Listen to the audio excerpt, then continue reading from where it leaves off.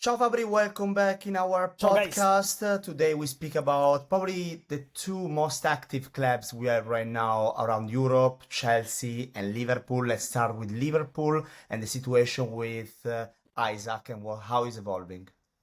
Yeah, they're very active, both Chelsea and Liverpool among the most active, and so it's important to clarify some details of the stories. And for sure, the saga of the month, after we had several in this window, is Alexander Isak. Well, what I can say on this one is that Liverpool remain absolutely in active conversations to sign Alexander Isak, and Alexander Isak remains with his mind set on a move to Liverpool this summer. So the situation remains absolutely on, the situation remains absolutely concrete, and the deal remains a strong possibility to happen for this summer transfer window. We are entering into the final 3 weeks, so time is not that much, but I can guarantee to you that Liverpool maintain daily contacts to make sure that they maintain control on the situation for Alexander Isak. What I mean with control, that they are ready. They want to be ready for the moment, if the moment will come, when Newcastle will say, okay, we are ready to sell the player, let's negotiate.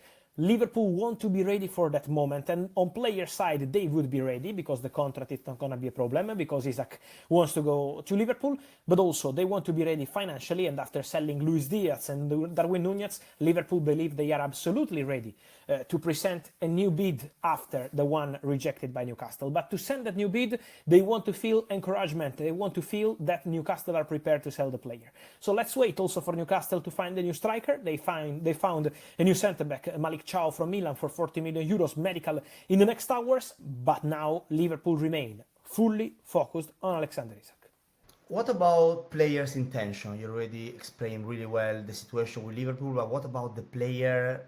Did he open the door about a possible extension of the year with Newcastle or not at all?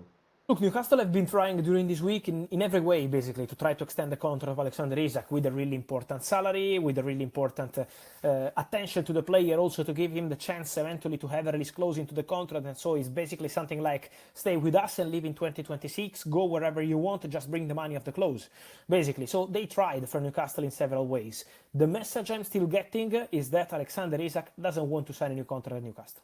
Isak, as of today, then, if that will change, we will be here and tell you here on our podcast. But what I'm told again today is that Alexander Isak doesn't want to sign a new deal and wants to go to Liverpool Football Club. So that remains the focus for the boy. Newcastle are trying, but also you can feel from the words of the coach, of the boss, Eddie Howe, how for them is very difficult to try to change his mind and to change this situation. Newcastle are looking for a striker. Nicholas Jackson is an option, not the only one, but for sure Newcastle are looking for a striker. So they are considering several possibilities, but at the moment Alexander Isak is not changing his mind, is not signing a new deal, and so let's see what's happening in the next days, but the player still thinks about Liverpool. What about Liverpool? Today, Arne Slot also spoke before, and after the game, the Community Shield. Are they also considering other options in the attack? Look, the possibility for Liverpool, again, for me it's important to clarify that, is number 1, number 2, number 3, and probably also 4 and 5, Alexander Isak. So Liverpool want to go for Isak. In case this Isak story doesn't work for any reason, and at the moment I maintain again that Liverpool want to do it, but in case Newcastle don't open the doors, Newcastle don't find the striker they want, Newcastle decide to close to any other option, Liverpool could consider to bring in a different kind of player and could be a winger. A player they like for sure is Bradley Barcola at Paris Saint-Germain. Who doesn't like Barcola? One of the best players in the world, probably among the top 5 or 7 in his position. So a fantastic winger, but don't forget Paris Saint-Germain on this one. We had many reports over the week, but what I can guarantee to you is that Paris Saint-Germain are prepared to offer him a really important contract extension with big money in terms of salary and with the intention of everyone at Paris Saint-Germain. And when I say everyone, is the coach Luis Enrique, who did a very good job with the player in the recent years, is the director Luis Campos, who is the man who signed Barcola and who wanted Barcola when on international stage he was not this sort of player. Also the chairman Nasser Al-Khelaifi, of course, who wants to trust Barcola for this French project of Paris Saint-Germain. Not only French players, but yes, special French players like Barcola. So they want to offer him a new contract and they hope for him to stay. So it's not going to be eventually an easy one. Liverpool appreciate the player. For sure he's a player they really like. But now, again, the focus is on Isak. Let's now talk about also another position, is the one of the center back. Any names we can mention today about possible targets? Yeah, Liverpool for sure have two names we have to mention. One is a name we've been mentioning for the whole summer, and is Marc Guéhi, who just won the Community Shield also with Crystal Palace, will not sign a new contract at the club. And so Guéhi remains one of the options for Liverpool for sure. It's a more experienced option. He's not an old player, but more experienced of the other options they have in the list. What I can tell you today is that Liverpool are really considering as a special talent Parma defender Giovanni Leoni.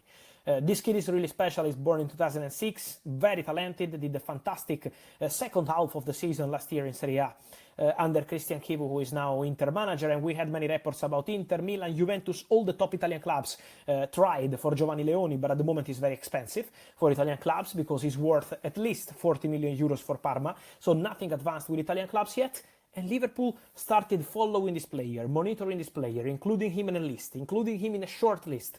And now I can tell you that they start really building their interest in this boy. So keep an eye on Leoni because Liverpool are really interested in this boy. Guéhi is a more experienced option, Premier League proven player, so they have to decide whether they want to go for a talent or whether they want to go for a player who can guarantee immediate impact at the club.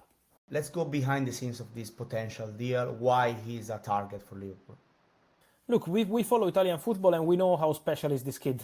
Probably is the biggest young star we have in Italy in his position now.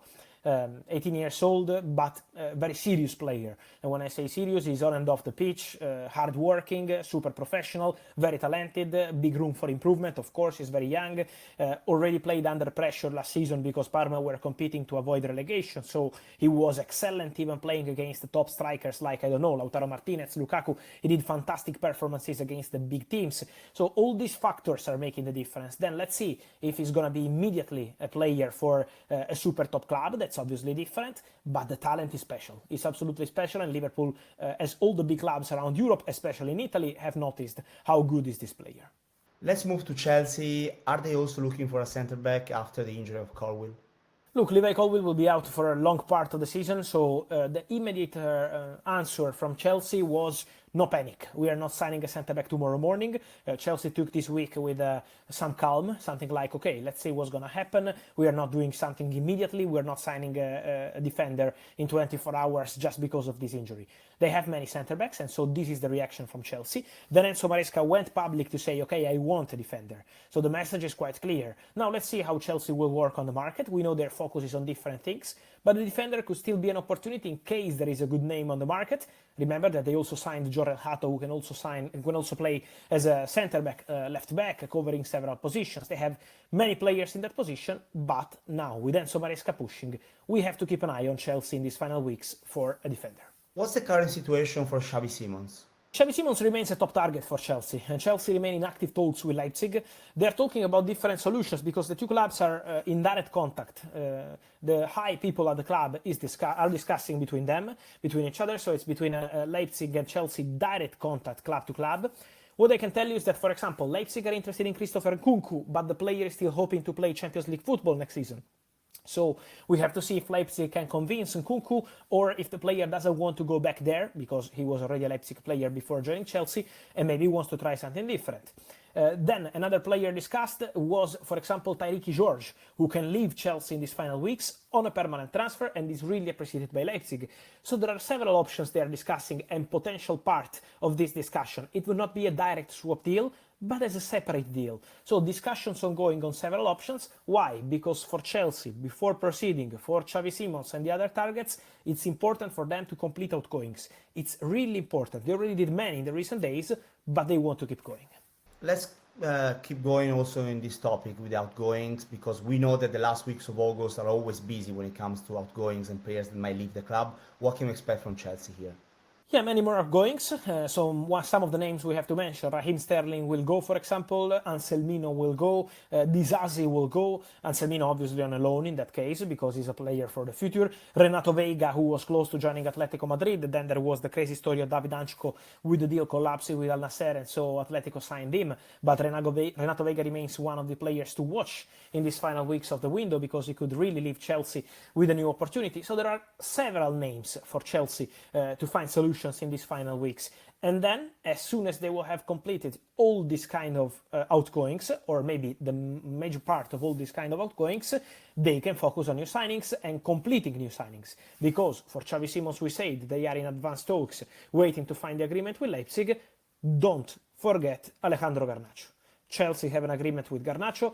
Garnacho only wants to go to Chelsea, not to Saudi, not to Italian clubs, not to Bayer Leverkusen with Ten Hag, not to different clubs in Premier League. He wants to go to Chelsea. He told Man United, I want to go to Chelsea. Now, the two clubs will be in contact as soon as there will be the outgoings, but for sure, Chelsea are working on the Garnacho deal, and my personal prediction since July and the game today here on Men in Blazers is for Garnacho to become a Chelsea player this summer. Any new deals, last one for today, for Chelsea that we can expect, apart of Garnacho? A new contract, because they are advancing on a new contract for a crucial player for them, like Marco Cucurella, a player who is doing fantastic recently. Last season he was really brilliant, also the World Cup, excellent, even with the national team, excellent. So Cucurella really proved everyone wrong. You remember that in some cases they were joking about the price tag a few years ago. Now no one is discussing that anymore. Cucurella is one of the best in the world in his position, and Chelsea want to extend his contract. There is a negotiation ongoing between Chelsea and Cucurella agents in a very positive way, because the player is happy at Chelsea. Chelsea are very happy with him, and so I think new contract will be sorted soon for Marc Cucurella at Stamford Bridge. Thank you, Fabri, for today. Talk to you soon, and it's a key week also because the leagues are starting Thank you, guys. this week.